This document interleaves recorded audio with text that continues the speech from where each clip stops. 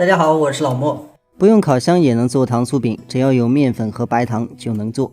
有朋友问用小包酥做的糖酥饼总是粘手掉皮，应该怎麼解決？今天就分享一下。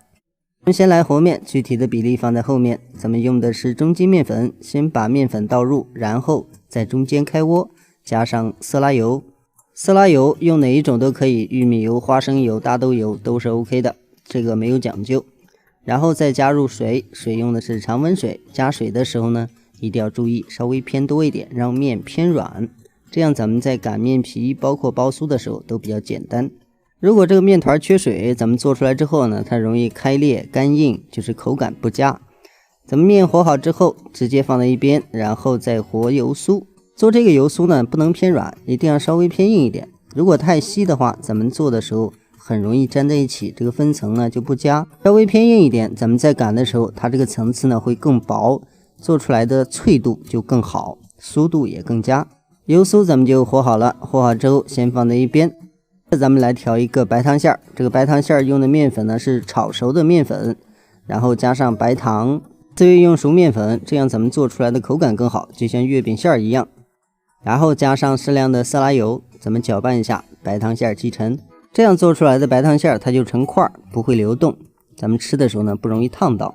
有一點需要注意，咱們這個餡呢不能讓它太硬，稍微偏軟一點，能夠很輕鬆的捏成團，這樣好包就可以了。前面準備工作完成，這時候面團也顯得差不多了。接着咱們來揉面，揉面這一步呢盡量給它揉透一點，這樣咱們在擀的時候它能更薄，因為這個筋道出來了。咱們把它揉光之後，像咱們畫面中這樣直接搓成長條。接着咱們就來下剂子就可以了。做這一步呢，只需要注意揉面的時候一定要給它揉透一點，前面呢一定要稍微多鬆弛一下，這樣咱們後面擀就更順利。接下來咱們就來說一下小包酥。小包酥的意思其實很簡單，就是单個的把油酥包進去。如果是大包酥，咱們整個的油酥就要包到一塊面裡面去，這叫大包酥。這兩種方法只要大家操作得當，做出來都一樣好吃。然後包小包酥唯一需要注意的就是这個油酥呢一定要包的稍微嚴一點，不能讓它上面缺口或者是漏掉，一定要給它捏緊。如果不捏緊，它下面容易裂，這個酥呢容易出來，咱們在做的時候呢也容易出現爆裂的問題。全部包好之後，接下來就是来擀酥了。擀酥呢就是为了讓它層次出來，咱們先把它擀成牛舌形，不能太厚，一定要稍微偏薄。偏薄一點，咱們捲一下，它的層次就會更多。捲的時候只需要注意把它捲得緊一點，不能太鬆。必須要注意的，做小包酥的時候，這個擀制的次數不要太多，2-3次最多。如果擀得太多呢，它這個酥層太薄，咱們烤的時候容易裂還碎。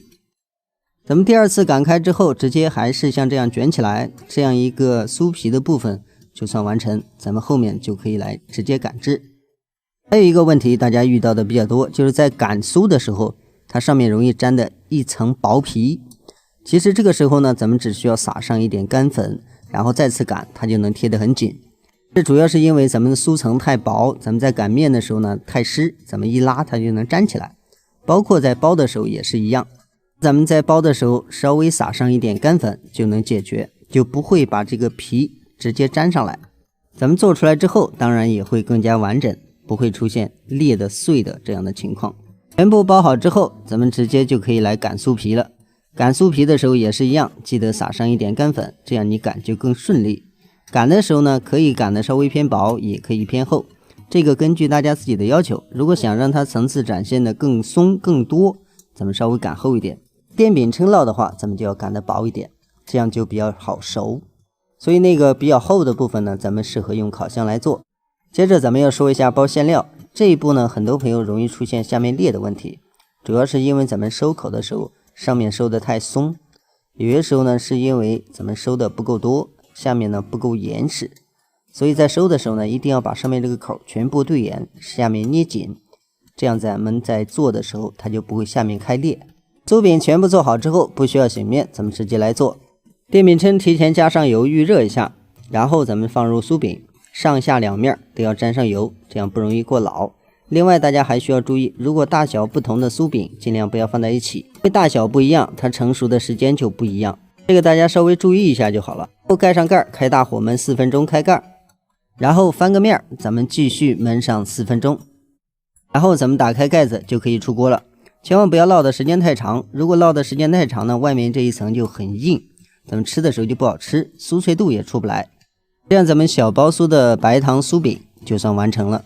大家可以看一下，它邊緣呢有這種起層，而且呢也不會乾裂。掰開之後，大家可以清晰的看到它的酥層，包括裡面的餡料。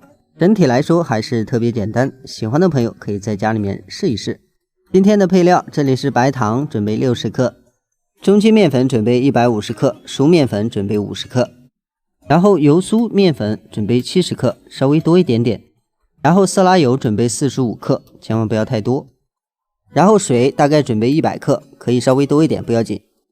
和面用的色拉油準備8到10克就可以了，不能多。今天的視頻就到這裡，下期視頻再見。